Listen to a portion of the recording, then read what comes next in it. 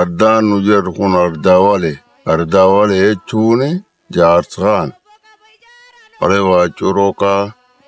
inni duri abbaa gadaati yaa itti hammaate yaa keessa baqate inni yaa itti hammaatan hin argu hin beeku jaartin isa tamboo riixxeefi yaa asitti hammaate yaa yoo kana tamboo hin qabu cora guutteefi akka yaa asitti hammaate hin gartu yaa keettaa tamboo tan tufiyee yaa tokkolleen tamboo hin kadhatu ennaan galgal galee ennaan tamboon akkum silaamiyyuu yaa argeet achi ka'ee baqate.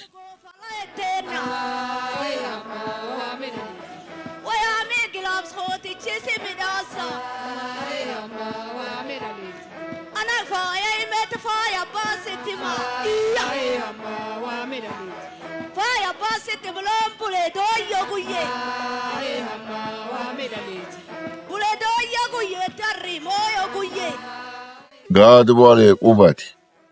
inni baqatee ennaani hadheen aadawwa qabdu aadaan warraan baddu tagaraachi qabdu hin dhaltu jifi xattetteette loon hin dhalan ka dorro ahormi haatin riman silaa ilmeen marruma keessatti marra yadheet hadheen hin dhaltu loon hin dhalani hadheen aadawwa qabdu irraan baddu hadibiin irrimani amma yaafuu sodaate hadheen ilelle qayi cirachuu dhaqaydanii hadheen jala wodhageenna ennaan amma qayyidhatte niitii garaachi qabdu tagaafatu halkan seente taammu turte mukirra dhaqate ennaan wabanne iyyette arbanne gaaf wale waacurogaa ataan sobgobonu guyyaa hambanne gaaf innun keessa burraa qabanne kamii yaa galan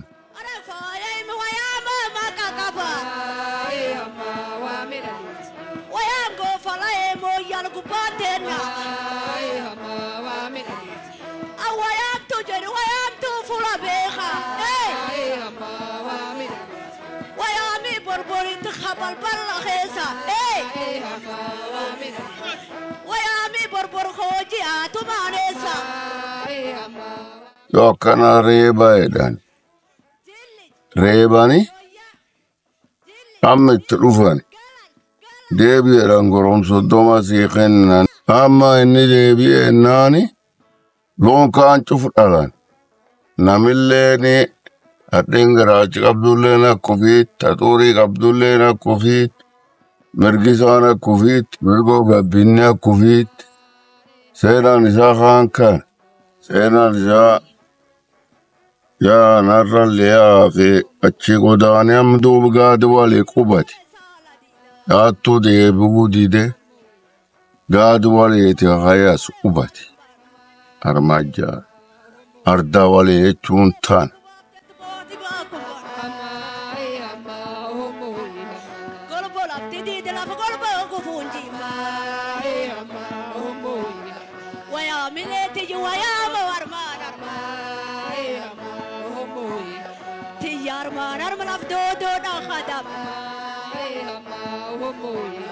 Shankur fayo kheti dayo faya be